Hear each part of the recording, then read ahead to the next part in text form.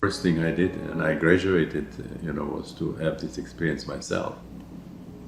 My teacher was specifically interested in entraining the brainwaves, which means exposing people to powerful stroboscopic light of various frequencies and finding out if you can influence the brainwaves in the suboccipital area. So all of those of us who wanted to have a session, we had to agree that we also would be going through this experiment.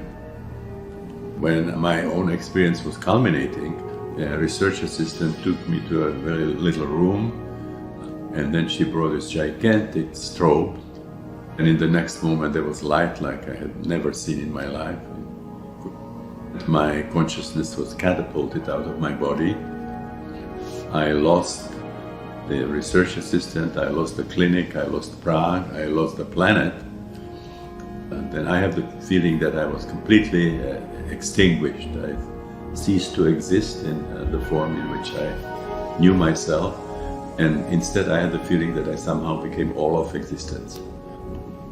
I became nothing, but by becoming nothing, I became everything. I was in the astronomical universe, or I was the universe. And there were things happening for which at the time I didn't even have name.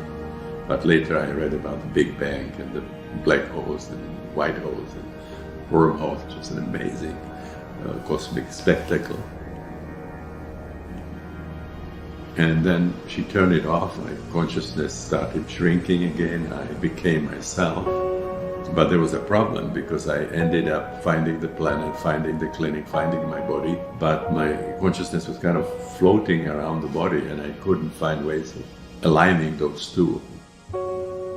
At that point it was absolutely clear to me that what they taught me in the university, that consciousness is somehow created by the activity of the neurons in the brain, suddenly it's totally absurd.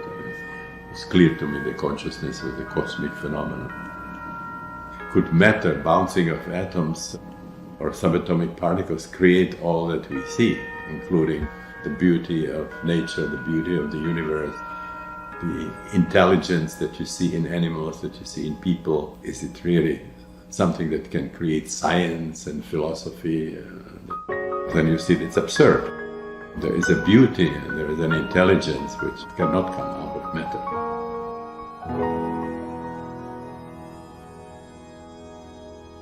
So I came down from the session that if I'm now stuck with psychiatry, this is by far the most interesting thing I could do, studying these non-ordinary states.